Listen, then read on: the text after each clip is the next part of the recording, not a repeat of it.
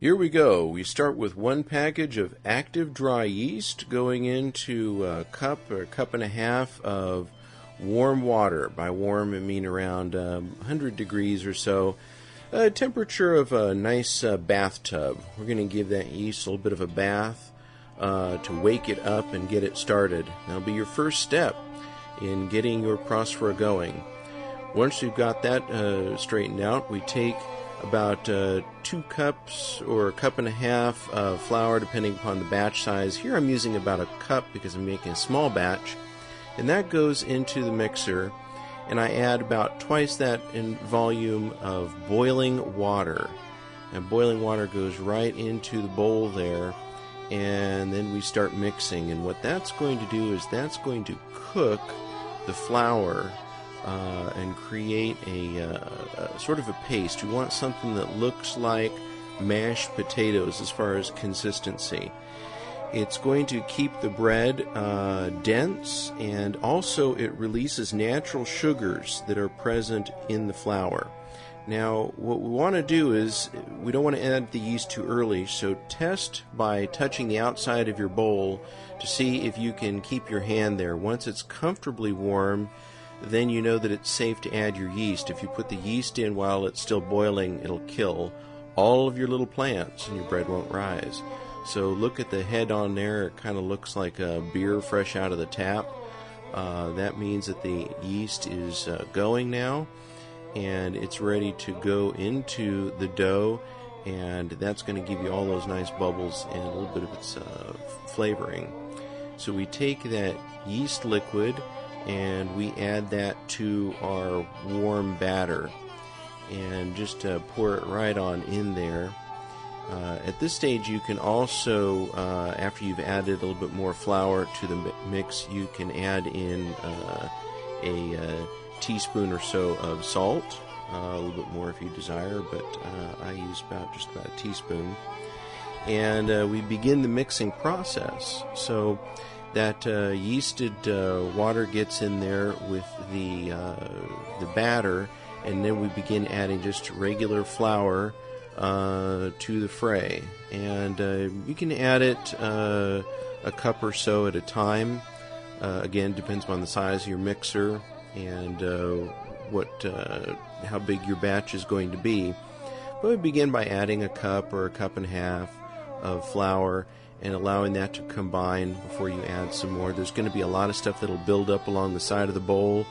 Don't turn your mixer off. Don't turn your mixer off. Just let it go. Eventually, all of that stuff on the sides is going to get pulled in as the kneading occurs. What's going on is all of the glutens in the flour are getting stretched out. And pretty soon it'll look like this. You just keep adding the flour to the mix. And as you notice, as you get closer to done, as you add flour, that dough ball will kind of come apart in like long sheets or whatnot, and it will stick to the bottom of the bowl. As long as the dough ball is sticking to the bottom of the bowl, it's not done. Don't pull it out too early. You want that, as you see here, the dough ball looked pretty good at first, but after a few turns, began to stick to the bottom. It's sticking right there. We don't want that. We want it to look more like this. This is the end stage where even a small amount of flour will cause the dough ball to come apart, and we see that it's pretty much tangled up around the dough hook. That's our goal, is a very dry lump of dough. So once it comes out, it should come right off the hook and out of the bowl. Should be no stickiness. Here's the test. Cover it with a little flour and stick your finger in. If your finger comes out clean, you know that you've got a perfect mix right there. So now we take that dough ball there and work it a little bit, and we're going to start the process of forming the loaves. So we take that loaf and slap it out on our floured table, and then we get a knife and you cut it in half. Half is going to be for the tops, and the other half is going to be for the bottoms. And you look there, there's no real big air gaps, but there are small bubbles that are forming, and that's from the yeast that's working its way through the dough. So we take one half and roll it up, get it going there, because we're going to start the next process, which is going to be the flattening out and the cutting out of the circles. Don't be afraid to continuously add flour to keep the dough from sticking.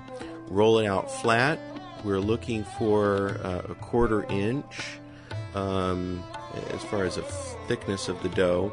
And then we get our stamp out and we look at what we're going to be using for circle cutters. As you see, I get a circle for the top that's right around the same size as the stamp, and then a couple size larger for the bottom.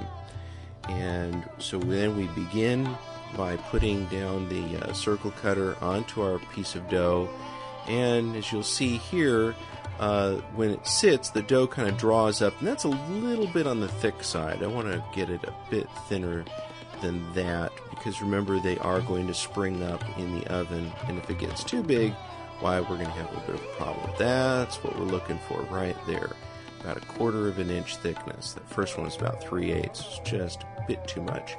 So now we cut out all of our pieces that we're going to need. These are going to be the bottoms, and we're going to take all of those bottoms that we cut out of our dough ball, and we're going to put them on a floured pan, and then those are going to get covered. We're going to put those aside. Now we've done the bottoms here. They've been cut out.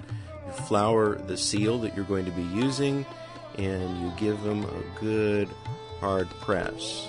Never press on the knobs. It can split the knob or the stamp. But as you notice, they come right off if you floured them properly, and you put those aside and let them rest. Now, after about 20 minutes of resting, we're going to bring the two pieces together by wetting the tops of the bottoms and the bottoms of the tops. It's a little confusing, but you'll see what I mean in just a moment. We're going to be gluing the two pieces together, and with that little bit of water between the two sides, and with the flour that's there, don't worry if there's a little extra flour, you can just kind of wash it off as you do this.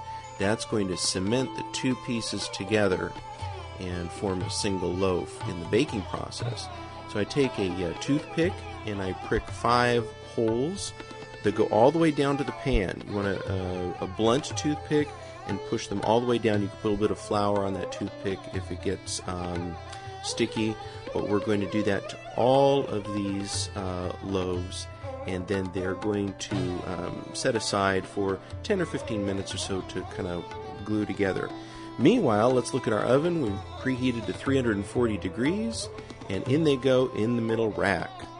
They're going to bake for 20 to 25 minutes, and out they come, a very light, delicious golden brown, and as you see, they all came out really nice. No big explosions or problems there. And I cut one of them in half just so you can see. You can see there the vent holes, which help large air bubbles to escape the bread. But this bread has a really nice, spongy, dense texture, and no big surprises inside. They come out really nice and delicious too.